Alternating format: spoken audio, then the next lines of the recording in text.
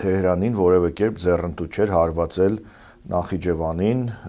Թուրքիային, Ադրբեջանին, երկաթե բռունցքը դա իրենց հաղթանակի սիմվոլ է։ Հիմա Ալիևը նույնը կիրառեց երեկվա հայտարարության մեջ, թող Իրանը չմոռանա երկաթե բռունցքի մասին։ Ադրբեջանը թերևս այն շահագրգիռ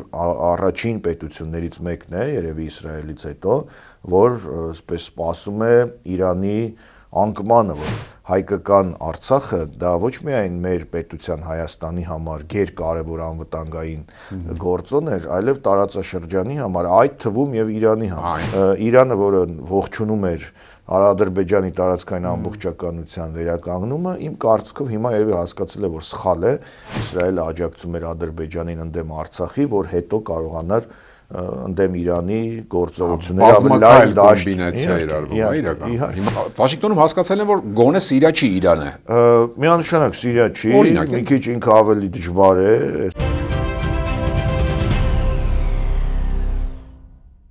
Իրան-Իսրայել-ամերիկյան հակամարտությունը կարծես թե ավելի մոտեցավ հարավային Կովկասին։ Իրանական անօթաչուի հարվածը Նախիջևանին Բաքվի կոշտ արձագանքին արժանացավ։ Մինչ այդ էլ միջադեպ էր եղել Թուրքիայի հետ կապված։ Բարև ձեզ, Արկադի Գրիգորյանն եմ, կիզակետում այսօր ինչ սպասել ու ինչ կարող է սպառնել Հայաստանին։ ԵՊՀ ավերագիտության ֆակուլտետի դեկան Ռուբեն Մելքոնյան, բարի գալուստ կիզակետ։ Շնորհակալ եմ հրավերն ընդունելու համար։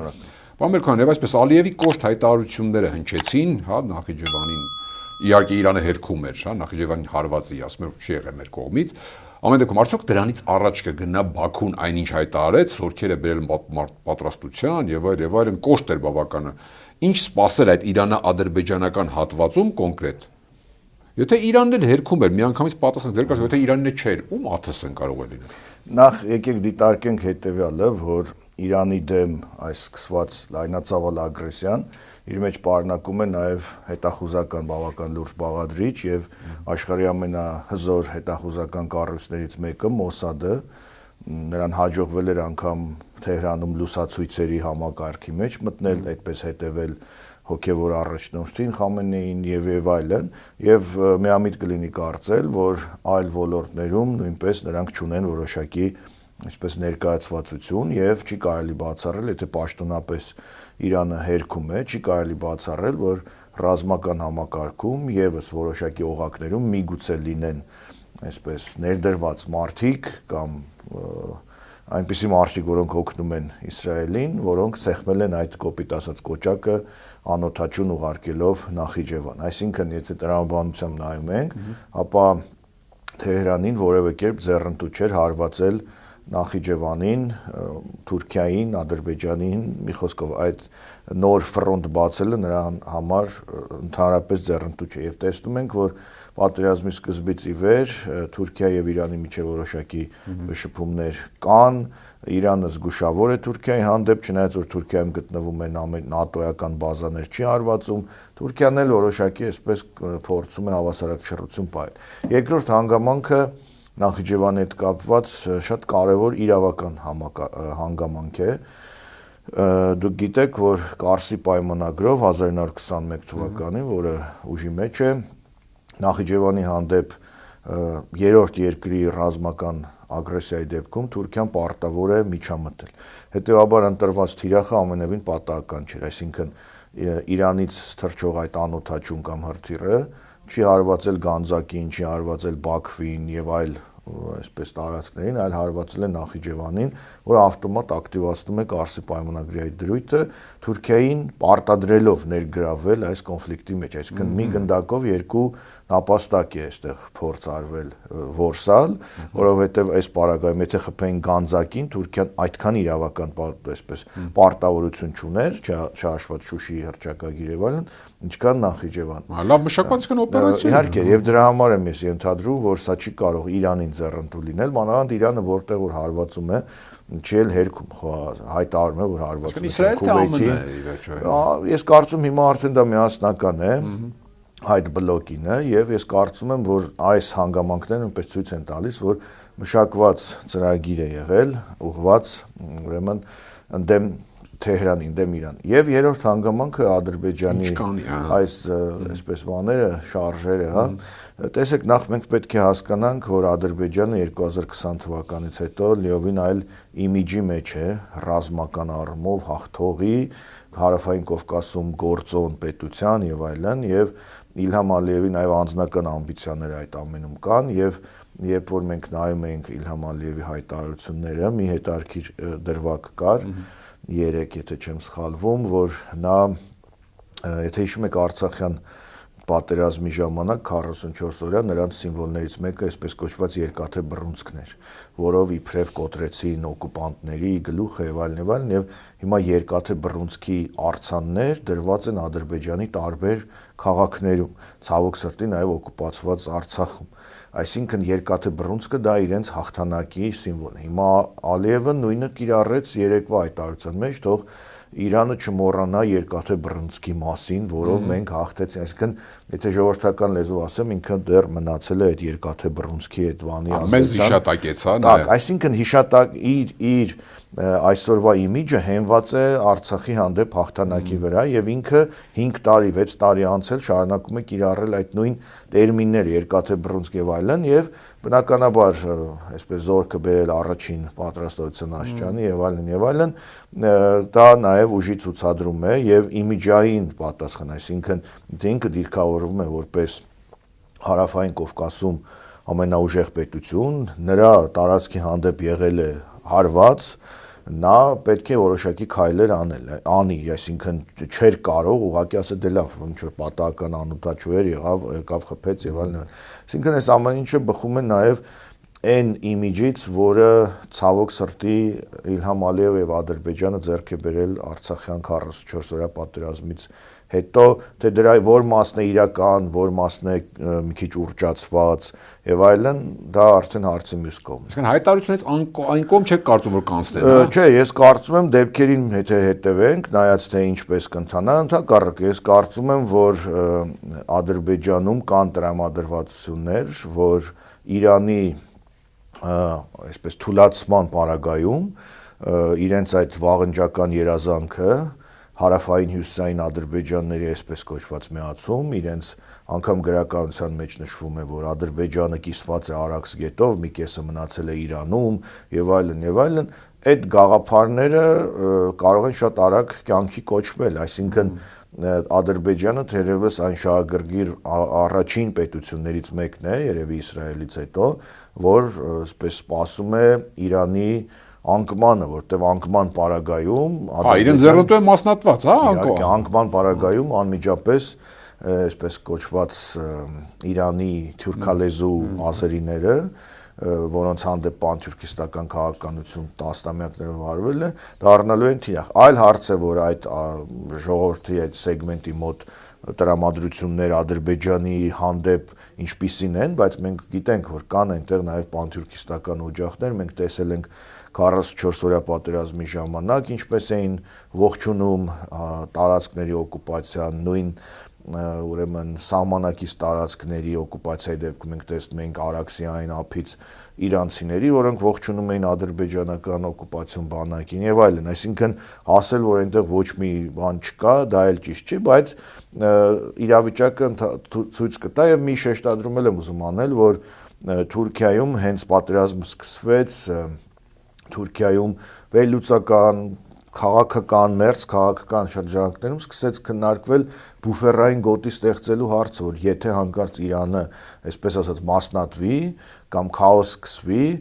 Թուրքիան իր իսկ անվտանգությունից ելնելով, որպեսզի թույլ չտա փախստականների անկանոն ներհոսք դեպի Թուրքիա, պետք է սահմանային որոշակի հատվածում ստեղծի անվտանգային գոտի, ինչպես ներխուժելով Իրանի տարածք, օկուպացնելով, ինչպես ժամանակին արեց Սիրիան։ Այսինքն Թուրքիային էլ պետք չի այսպիսի, որովհետև կարծիքներ կա, որ Թուրքիային հենց այսպիսի հոգևոր առաջնորդներով Իրան է պետք, որպեսզի միշտ կարողանա վերահսկի եւ այլն։ Դա ես կարծում եմ, գիտեք, Թուրքիայի քաղաքականությունը այսպես բազմավեկտոր է, այսինքն տարբեր սցենարների համար պատրաստված եւ սցենարներից մեկում ուղղակի ներթափանցումը Իրան եւ տարածքների օկուպացիան սահմանային եւ Թուրքիայի պարագայում եւ հատկապես Ադրբեջանի պարագայում շատ կարեւոր է, շատ մեծ դեր ունի։ Դրա համար մենք պետք է ֆիքսենք, որ Արցախը, անկախ Արցախը, հայկական Արցախը դա ոչ միայն մեր պետության Հայաստանի համար գերկարևոր անվտանգային գործոն էր, այլև տարածաշրջանի համար, այդ թվում եւ Իրանի համար։ Հիմա հասկանում են իրանացիները երևի։ Գիտեք ինչ, այսպես ձևակերպում եմ արել ես տարիներ առաջ, հիմա ինքս ինձ պետք է մեջ բերեմ, որ ոչ թե աշխարհն էր պետք Արցախին, այլ Արցախն էր պետք աշխարհին ստաբիլության համար։ Կորցրեցին այդ զսպող, այսպես գործոնը եւ սկսվեց այն ինչ սկսվեց եւ Իրանը, որը ողջունում էր Ադրբեջանի տարածքային ամբողջականության վերականգնումը, իմ կարծիքով հիմա երևի հասկացել է, որ սխալ է, հիմա իրենց խնդիրն է, սխալ են թե սխալ չեն, բայց փաստը մնում է փաստ, որ Արցախը, հայկական Արցախը այս տարածաշրջանի կարևորագույն զսպող, հավասարակշռող գործոններ, որը համատեղ աշխարհի տարբեր պետությունների հետ համատեղ ըստ էության վերացվեց։ Ասացինք, ինչպիսի Իրանը պետք Ադրբեջանին ու Թուրքիային կամ ինչ կուզեն այստեղից վերցնել շահել։ Հայաստանի Հանրապետությանը ինչպիսի Իրան է պետք։ Հայաստանի Հանրապետությանը, Հայաստանի Հանրապետության իշխանությունը, չգիտեմ, իշխանություններին չեմ կարող ասել, որտեղ իշխանություններին չգիտեմ ինչ է պետք, բացի իրենց իշխանությունից։ Հայաստանին միանշանակ պետք է ստաբիլ Իրան, միանշանակ պետք է տարածքային ամբողջականությունը որևէ կերպ կասկածի տակ չդրված Իրան, Հայաստանին պետք է Իրանի այսպես էթնիկ պատկերը հաշվի առնելով էթնիկ միասնականության, ազգային միասնականության վրա հենված Իրան եւ Հայաստանին պետք է, որ Իրանը շարունակի այս տարածաշրջանում որոշակի զսպող գործոնի իր դերակատարումը, որը մեզ տարբեր առումներով սկսած Սյունիքի հանդեպ ոտնձգություններից վերջացած այլ մեզ պետք է եւ ի վերջո մեր բարեկամ հարևան երկիրն է, մենք պետք է միայն ցանկանանք այնտեղ կայունություն, արյունահեղության դադարում եւ հույս հայտնենք, որ այդ պետության նաեւ ղեկավարները, վերլուծական շրջանակները ավելի հիմա հստակ կհասկանան այն պասիվ հայեցողական դերի իրենց սխալների հետևանքները, որը հիմա իրենք կրում են, այսինքն չպաշտպանելով Ստեփանակերտը, նրանք հիմա ավիահարվածներ են ստանում Թեհրանին, որը մեզ համար իհարկե ցավալի է, բայց դա քաղաքականության օրենքն է եւ թուրքական մի ասացված կա, ասում է փորձանքն ասեց ես գալիս եմ եւ այդ փորձանքը 2020 թվականին հնչեց տարածաշրջանում, ասելով որ գալիս է։ Դրանից հետո եղավ Սիրիայի անկումը, որտեղ էլի Իրանը որևէ ակտիվ դերակատարում չտարավ, չնայած որ իր դաշնակիցներ Իրանի նախկին նախագահի կասկածելի մահը ուղղաթիռի, անկումը, մինչև այդ Սոլեյմանի, գեներալ Սոլեյմանի սպանությունը 2020 թվականին, հետո տարբեր այլ գործիչների եւ ակնհայտ էր, որ այս օղակը շարունակվելու էր եւ պարզ է, որ Արցախի հանդեպ նաեւ այս ագրեսիայի ժամանակ Իսրայելի անսքող աջակցությունը Ադրբեջանին ուներ, այսպիսի հեռահար նպատակ, այսինքն մեծ վերլուծաբան Հանտինգտոն պետք չէ լինել, որպեսզի հասկանա, որ Իսրայելը աջակցում էր Ադրբեջանին ընդդեմ Արցախի, որ հետո կարողանար ընդդեմ Իրանի գործողությունները ավելի լայն կոմբինացիա էր արվում, իրական։ Հիմա այդ կոմբինացիայի հաջորդ էջին ենք, հաջորդ քայլին ենք։ Այսինքն Արցախը դա առաջին պարտադիր պայմանն էր, որպեսզի այս ամբողջ պլանը կատարածվի։ Այսինքն Արցախի դեմ դուրս էր եկել, կարող ենք ասել, ամբողջ աշխարհը, աշխարհի արևմտյան հատվածը, իսկ մյուսները պասիվ հայեցողական դիրքով նայում էին թե ինչ է կատարվում, այդ մյուս երկու կարևոր նայողներից մեկը Իրանն էր, մյուսը Ռուսաստանը։ Հայաստանի իշխանությունների դիրքորոշումը, չէ, ընդդիմությունն ասում է, որ այ Ամերիկային են բերում տարածաշրջան եւ այլն, բայց կարծես թե չեզոք է, նորմալ է, ցավակցում են, առանձնապես հայտարարություններ չեն անում, ինչպես գնահատեք, adekvat է հա՞։ Չէ, ես չեմ կարծում, որ շատ adekvat է, որովհետեւ իշխանությունները որոշակի կաշկանդվածություն այնուամենայնիվ ունեն իրենց արևմտյան գործընկերների հետ, կարող եք ուղղակի համեմատական նայել, որ նույն Իլհամ Ալիևը այցելեց Բաքվում Իրանի դեսպանություն, Փաշինյանը չայցելեց, այսպես բանը, թայմինգը, թե երբ Հայաստանի իշխանությունները ցավակցեցին, ինչպես ցավակցեցին, այդ նույն պահին, երբ որ աշխարհը ցավակցում էր, իրենք եգիպտացորեն ու կարկանդակ էին ուտում ուրախ ավտոբուսի մեջ, այնպես որ կա ակնհայտ այսպես պաուզա էին փորձում պահել, տեսնելու թե ինչ է լինելու, բայց դրանք այսպես մանր դետալներ են, բնականաբար Իրանը հարևան մեծ խոշոր պետություն է եւ հնարավոր չէ Իրանի հանդեպ մի անգամից այսպես դեմարշ անել եւ հայտարարել, որ մենք ողջունում ենք Թրամփի չակերտավոր խաղաղությունը, որի պատճառով հազարավոր մարդիկ են զոհվում եւ դպրոցականներ են թիրախավորվում, բայց այսպես որոշակի ինչ որ մանևրելու քայլ, ինչ որ փորձեր անում են, որը կարծում եմ այդքան էլ հաջողված չէ։ Ինչ վերաբերում է արևմտյան եւ այլն, գիտեք, արդեն փորձագետները,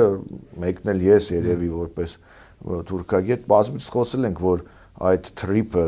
Թրամփի ուղին դա ամենևին Հայաստանի շահերի համար չէ, դա ամենևին Հայաստանը այսպես ավելի ֆինանսապես ծաղկուն տեսնելու համար չէ եւ այլն, դա ունի լիովին այլ նշանակություն եւ հիմա մենք տեսնում ենք, որ այս փխրուն տարածաշրջանում հատկապես միջանցքները, ուղիները, ստրատեգիական ուղիները ինչ նշանակություն ունեն եւ եւս մի ապացույց է, որ Թրամփը այդքան հետաքրքրված է Հայաստանով, անընդհատ Փաշինյանին, Ալիևին հրավիրում է, չգիտեմ, ասում է իրար ձեռք սեղմեք եւ այլն, միայն ու միայն իրենց գլոբալ մեծ քայլերի համար, որի առանցքային կետերից մեկը Իրանն է, Իրանի միջոցով հետո Չինաստանն է եւ այլն։ Այսինքն շատ մեծ խաղ է, որտեղ Հայաստանն ու հայկական գործոնը այսպես փոքր խանգարող դեր ունեն, որը ուժայինով ըստ էության վերացնում։ Գանք հիմա մեզ եթե կան սպառնալիքներ, Ալիևը հիշատակեցիք, որ երեք իր հայտարարության մեջ մեզնով անցավ կարծես, մեր հիշատակ, որ ինչպես չարին իր խոսքով, մենք արեցինք ժամանակ։ Դրանից ժամանակ Բայրամով Միրզոյան հեռախոսազրույց եղավ, որտեղ կարճ է, ասենք, ինչ լավ է, որ մենք խաղաղ ենք իրար հետ, մոտավորապես այսպեսին էր իրար հետ, ու պահպանենք եւ նորմալ ավելի բանով էր։ Ինչն է, այստեղ ո՞րն է Ադրբեջանի իրական դեմքը հիմա շատ վերլուծաբաններ սպառնալիք են տեսնում, որ եթե շարունակվի կոնֆլիկտը եւ այլն, Ադրբեջանն էլ իր ուզածը կանի եւ օգտվելով Իրանի թուլացումից եւ Հայաստանի մասով, կա նման սցենար հնարավոր։ Նայեք, նախ ո՞րն է Ադրբեջանի դեմքը, բնականաբար դեմքը Իլհամ Ալիևի խոսույթն է, որովհետեւ նաեւ հաշվի առնելով տոտալիտար կառուցվածք այդ պետության, հաստատ որոշիչը ոչ Բայրամովն է, ոչ մեկ այլ պաշտոնյա, Ալիևն է եւ զարմանալ կարելի է, թե ինչպես է այս իշխանությունը ասում խաղաղություն է, քանի որ խաղաղությունը երկու զրուցակիցների միջև է լինում, երբ որ զրուցակիցների մյուսը անդադ շարունակում է քեզ անվանել նացիստ, թշնամի, չար, երկաթե բռնցքով տվեցին գլուխներին եւ այլն, ես չեմ պատկերացնում այդպիսի խաղաղություն ինչպես է լինում, այսինքն այսպես ցանկալին իրականության տեղ ներկայացնելու այս իշխանությունների հերթական քայլերից մեկն է, ինչ վերաբերում է Միրզոյան, Բայրամով այդ զրույցին, կարծում եմ դիվանագիտական, այսպես տերմինաբանության մի ամբողջ կույտ էր այդտեղ դրված, որը հատկապես այս իշխանությունները ներկայացրեցին որպես ինչ որ իրենց շատ լուրջ ձեռքբերումներից մեկը, ինչ վերաբերում է այդ սցենարին, տեսեք, ես չեմ ուզում ոչ ինչ որ բացասական կանխագուշակումներ անել, որ ահա ինչ որ եթե լարվի իրավիճակը Ադրբեջանը կամ Թուրքիան այս քայլը կանեն։ Ես ուղղակի ուզում եմ հարցը նաև մեր սիրելի հանրությանը ներկայացնել թուրք-ադրբեջանական քաղաքական մտածողության տիրույթում, որը նաև տարբեր տարիներին ունեցել է իր կոնկրետ դրսևորումները։ Որն է դա, որ թուրքական քաղաքականության լոզունգներից մեկը հետևն է՝ սպասիր, տես, այսինքն սպասիր, տես իրավիճակը ինչպիսին է, ըստ այդմ գործիր։ Հիմա քիչ առաջ ասած, իրենց տեսությունների մեջ հստակ կա, եթե սահմանակից երկրում ինչ որ դժվար վիճակ է, իրենք իբրև թե ստեղծում են բուֆերային գոտի, մտնում օկուպացնում են։ Այդպես արել է Թուրքիան Սիրիայում, այդպես արեց Կիպրոսում նախկինում, այդպես Իրաքի հանդեպ է։ Հիմա այդ նույն ծրագիրը քննարկվում է Իրանի պարագայում։ Այս նույն ոճի կրողն է Ադրբեջանը, այո, մի քիչ ավելի ոչ այսպես մշակված եւ այդ պարագայում հնարավոր է դիտարկել, որ Ադրբեջանը կարող է ասել, որպես անվտանգության սպառնալիք մենք բուֆերային գոտի ենք ստեղծում եւ մի կողմից Թուրքիան, մի կողմից Ադրբեջանը փորձում է ինչ-որ բուֆերային գոտի ստեղծել եւ շակերտներով պատահաբար այդ բուֆերային գոտին համընկնում է իրենց ձևակերպմամբ Զանգեզուրի միջանցքին կամ Թրիպին։ Բանն էլ Թրամփն էլ այնտեղից ասում է, այո, այդ անվտանգությունը պահեք, որ մեր Թրիպի շինարարները կարողանան ակտիվ աշխատել։ Ռուսաստանն էլ բավարարվում է ինչ որ որոշակի հայտարարություններով եւ այլն։ Կարող է այսպիսի սցենար լինել։ Իհարկե կարող է։ Սա բացառել պետք է, ինձ թվում է պետք չէ բացառել։ Բայց ասել, որ անմիջապես դա կլինի, չէ, ես ասում եմ, որ այդ պետությունները Թուրքիան ու Ադրբեջանը այդ սցենարների վրա կառուցված լուրջ տեսություններ ունեն եւ այդ սցենարները մտնելու ինչ որ տարածք չակերտավոր ժամանակավոր բուֆերային գոտիան իրենց պատմության ընթացքում քանիցս արել է Թուրքիան, հիմա Ադրբեջանն է նույնը կարող են ավելի կոպիտ մեթոդներով, բայց դա բացառել հնարավոր չէ։ Այսինքն ասել, որ գիտեք Բայրամովի եւ Միրզոյանի զրույցի արդյունքում Ադրբեջանը հրաժարվեց իր այսպես բաներից, ագրեսիայից եւ այլն, դա ուղղակի ծիծաղելի է։ Հայաստանի իշխանությունները պետք է որպես մարտահրավեր սպառնացող սցենար դրան պատրաստ լինեն, ճիշտ եմ հասկանում, Հայաստանը։ Հայաստանը, այո, այս իշխանությունները ոչ, որովհետև այս իշխանությունները դա սպառնալիք չեն համարում, իրենք կարող են փաթեթավորել լիովին այլ կերպ, որ բանը մենք խնդրել ենք, որ արդեն խաղաղության մեջ գտնվող ադրբեջանական խաղարար բանակը, այսպես բանանի, ապահովի այդ տարածքը, ասենց գրոտեսկային եմ ասում, իսկ Հայաստանի հանդեպ որոշակի սպառնալիքներ բնականաբար կան եւ դրա համար է գիտակից հանրության մոտ ուղղակի տարակուսանք առաջացնում երկու առումով այն պահին, երբ քո հարևան երկրում ողբերգությունը եւ լիդերին սպանել են, լիդերի ընտանիքին սպանել են, Խամենեի դպրոցի ողբերգությունը 200 ավել աշակերտներով, դու այդ նույն պահին վարչապետը եւ երկու պատասխանատու նախարարներ, որոնք ցավոք սրտի այդ անձինք են այդ պատասխանատուները, բայց պաշտպանության ու արտաքին գործերի դուք ինչ բան եք էլի մեսեջ եք ուղղում ձեր կարկանդակով, եգիպտացորենով եւ այլն, այսինքն սա մի կողմից բացասական է ընկալվում զուտ հարևանության, կոնտեքստում, եւ երկրորդը խոսում է անպատասխանատու մոտեցման մասին, որ չեմ ասում պետք է ինչ որ սուկ եւ այլն, բայց գոնե պետք է մի քիչ լրջախոհ մոտեցում ցուցաբերվեր եւ հաշվարկվեր բացի Ադրբեջանի վտանգից։ Տեսականորեն, եթե այնտեղ լարվածությունը մեծանում է, մենք հաշվարկենք ինչքան փախստական կարող է այնտեղից գալ։ Այդ փախստականներին թողնելու ենք, թե չենք թողնելու մտնեն Հայաստան։ Եթե թողնելու ենք, ո՞նց ենք հետո փորձելու վերահսկել, այդ ամեն ինչը կոորդինացնել։ Այդ փախստականների անգամ բնույթը նրանց այսպես սովորութային պետք է գոնե դա նաև հասկանալ, որտեղ այդ փախստականների մի մասը կարող են գալ եւ ուղղակի ասենք Թամանյանի արձանի կողքը բանին խոտին դնել ինչ որ վրանի տիպի բան եւ այնտեղ օրինակ ապրել, որտեվ իրենց բնույթին միգուցե դա այդքան էլ խորտ չէ, այսինքն բավական լուրջ բաներ կան հաշվարկելու, պարենային անվտանգության եւ այլն, եթե եկան մեր մթերքը ինչքան է բավարարելու, այս տիպի բաներ կան, որ շատ նորմալ է, որ հարևան պետությունում այսպիսի դեպքում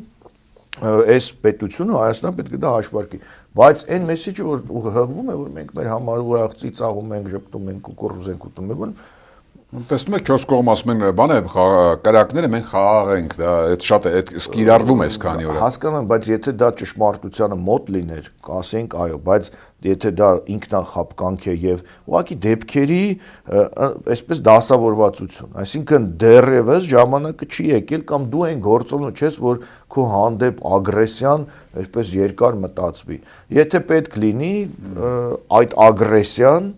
կարող են անել առանց շատ երկար մտածելու, որովհետև դու գործոն չես, որովհետև քեզ ինչ ասում են, դու զիջում ես, որովհետև ինչ ուզել են, վերցրել են, որովհետև ինչ բարձունք ուզել են, վերցրել են, ինչ են ուզել, որ չեն վերցրել, կարող եք ասել,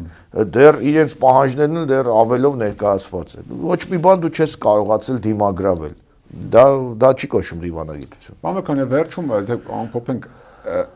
այս անգամ կհաջողվի, եթե նպատակը իհարկե Իրանի քանդելն է, դա անել այսօրվա Իրանը տեսնելով, ուժերի դասավորություն, չգիտեմ, հոգևոր առաջնորդ դեռ չեն ընտրել, Թրամփ ասում էր Խամենեի որդին իմ համար ընդունելի չի, էլի, ակնարկելու շո բաներ, հաշվառում նախագահի գործոնը, քաղաքական ուժերի, չգիտեմ, եթե այդ ընդհանուր էլիտայի Նայեք, ես իհարկե հենվելով իմ իրանագետ գործընկերների հետ իմ զրույցների եւ վերլուծությունների վրա կարող եմ ասել նաեւ համադրելով իմ շատ համեստ գիտելիքները այս առումով պետք է մի քանի դրվագ նախ փաստենք, էլի շատ արագ։ Առաջինը, որ հիմա աշխարհում որևէ խաղի օրենք չկա եւ Թրամփը փաստորեն լինելով ժողովրդավարական պետության երկիր արտահանում է բռնապետություն, որտեղ ինքը մտնում է Վենեսուելա, գողանում է նախագահին եւ ասում է ես պետք է որոշեմ, թե ով պետք է լինի Վենեսուելայի նախագահ, այսինքն ոչ թե ժողովուրդը, այլ ես։ Հիմա նույնը ասում է Իրանի պարագայում, որ իրեք ես չեմ ուզում, որ այսինչը լինի հոգեոր առաջնորդ, այլ այն ինչը։ Դա մոտավորապես նման է Նիկոլ Փաշինյանը, որ ասում է ես չեմ ուզում Գարեգին երկրորդը լինի կաթողիկոս, այլ ուզում եմ որևէ տիրադավ լինի կաթողիկոս։ Շատ նման մտածողություն է այս պարագայում։ Ուրեմն, բայց կան սպეციფიკան, եթե Վենեսուելայում ընդ որում նաև շարժարիտներ, եթե նայեք, երկուսի պարագայում էլ նավթն է։ Եվ Վենեսուելայի պարագայում եւ Իրանի պարագայում։ Իսկ նավթի հանդեպ վերահսկողությունը Թրամփը չէր թաքցնում, որ իր նպատակը Չինաստանին այդ առումով բավական բարդ կացության մեջ դնել, որտեղ իրենց գլխավոր թիրախը Չինաստան։ Ուրեմն, բայց սպეციფիկաներ կան Իրանի պարագայում, որոնք հաշվի չառնելը շատ վտանգավոր հետևանքներ կարող ունենալ։ Ես այս օրինակը շատ սիրում եմ մեջբերել հատկապես վերջին օրերին, տեսեք, սովետական միությունը երբ պետք է ներխուժեր Աֆղանստան, դիմում է արևելագետներին կարծիքի համար եւ պահպանվել է այդ կարծիքը, որ արևելագետների մի խումբ եզրահանգման են գալիս, որ պետք չի Աֆղանստան մտնել, հաշվի առնելով, գիտեք, նույնիսկ այնտեղ վերածը ցեղային սովորութային համակարգ եւ այլն, բայց չի լսում, պետությունը մտնում է եւ Աֆղանստանի ակցիան ըստ էության մեծ մասամբ տապալված։ Հիմա կա իմ մոտ մտավախություն եւ ինչքան որ ես կարողանում եմ հետեւել ամերիկյան վերլուծական դաշտին, այնտեղի մերձավոր արևելքի մասնագետները, պայմանական արևելագետները նույնպես լիովին այսպես համահունչ չեն Թրամփի քաղաքականության, չեն ողջունում, որ այո պետք է մտնել, որովհետեւ գիտեն դրա հետևանքները։ Հիմա այս ամբողջից հետո եթե գանք Իրան, տեսեք, Իրանի կառուցվածքը նաև իմ գործընկերներն ինչ են ասում, որ այս հարվածներից հետո համենայն դեպս էական ճաքեր չկան, ոչ հանրության մեջ, ոչ պետության կառավարման մեջ։ Եվ այստեղ է որ սովորութային համակարգը շատ կարևոր է, որ ի վերջո այդ պետությունը ունի մի քանի հազար տարվա տրադիցիա եւ ինստիտուցիոնալ հիշողություն։ Եվ տեսեք, Խամենեին չկա արդեն քանի օր է, բայց պետական համակարգը աշխատում է, այսինքն ինչ որ բաժանում արված է եւ այդ համակարգը աշխատում է եւ դրանից ելնելով հիմա երևի չեն էլ շտաբի հոգեոր առաջնորդ ընտրել, որտեղ ում ընտրեն կխփեն, ստիպեն կամ ինչ որ մի բան կանեն, հետեւաբար համակարգը աշխատում է եւ ասել որ շատ արագ կհասնեն իրենց ուզածին Իրանի պարագայում, ճիշտ ասած այդքան իրատեսական չեմ անում։ Այն որ սա Իրանի համար շատ մեծ փորձություն է, որին ինքը ենթադրում են, որ հոգեբանորեն եւ այլ կերպ տասնամյակներով պատրաստվել է, անգամ երկարատևին, հա։ Իհարկե, անգամ երկարատևին դա նույնպես ակնհայտ։ Այսինքն, գիտեք, այստեղ սիստեմների բախում է, արևելյան, տրադիցիոն, իսլամական եւ արևմտյան, արագ, գեր ժամանակակից տեխնոլոգիաներով, բայց Իրանը այս տարածաշրջանում հազարավոր տարիներ այդ մտածողության պետություն ունեցել է, այստեղ Ալեքսանդր Մակեդոնացին է եկել գնացել, Իրանը կործանվել է, հետո էլի վեր է հառնել եւ այլն, այնպես որ արագ ասել, որ այնպես կլինի, ինչպես այլ տեղերում, այդպես չէ, եւ դուք կարող եք նայել այսպես հայտարարությունները ամերիկյան, որ 2 շաբաթ է տևելու, հետո 4 շաբաթ, հիմա ասում եմ մի քիչ դադարեցնենք, հետո եւ այլն, դրա համար այսպես իմ կարծիքով մենք շատ արագ բաների չենք կարող, էլի, այսպես սպասել։ Ես համենայն դեպս կարծում եմ, որ Իրանի այդ տրադիցիոն համակարգը ինչ որ պահի կարողանալու է շատ ավելի լուրջ դիմադրություն ցույց տալ։ Ինչ վերաբերում է նախագահին, ես ձեր խոսքում ակնարկը հասկացա Փեզեշքյանի, որ նա բարեփոխականների թևից է եւ եթե Խամենեին թիրախավորում են, ավելի հեշտ կարող էին թիրախավորել նաեւ նախագահին, նախագահի հայացքները մի քիչ այլ են, բայց այսպես հիշում եք հայտնի մեր ֆիլմը, ասում է համայնքը զորավոր է, կարող է համակարգը ստիպել Փեզեշքյանին, ուրեմն իր այդ ավելի այսպես ազատական հայացքները մի պահ մի կողմ թողնել։ Հա, վերջ, այսինքն Վաշինգտոնում հասկացել են, որ գոնե Սիրիա չի Իրանը։ Միանշանակ Սիրիա չի, մի քիչ ինքը ավելի դժվար է, այսպես ասած մի քիչ շատ դժվար է։ Համակարգը տարբեր շերտեր ունի եւ այդ համակարգում տրադիցիաները եւ կրոնական եւ պետական կառավարման եւ այլն իրենց դերը ունեն։ Դրա համար եմ ես ասում, որ իմ կարծիքով Թրամփի վարչակազմը այդքան էլ չի լսել ամերիկյան արևելագետներին եւ ինչ որ բաներ արդեն շտապողականության բաներ, այսինքն ամեն օր հայտարարում են, որ մենք էս ոչնչացրեցինք, այն ոչնչացրեցինք, այն ոչնչացրեցինք, Իրանը չկա այլևս, Իրանը զինված ուժեր չունի, մեկ էլ այդ հայտարարությունից մի ժամ հետո Քուվեյթում ինչ որ մի բան է պայթում Իրանի կողմից արձակված հրթիռներից, դրա համար եկեք այսպես հարցը դիտարկենք sense արևմտյան եւ արևելյան տրադիցիաների բախման այսպես տիրույթում։ Շատ շնորհակալ եմ հետաքրքրության համար։ Հիշեցնեմ կիզակետում այսօր ԵՊՀ արևելագիտության ֆակուլտետի դեկան Ռուբեն Մելքոնյանն էր, կիզակետի թողարկումներն ու շատ այլ տեսանյութեր դիտելու համար առաջարկում եմ բաժանորդագրվել մեր YouTube-յան ալիքին, կհանդիպենք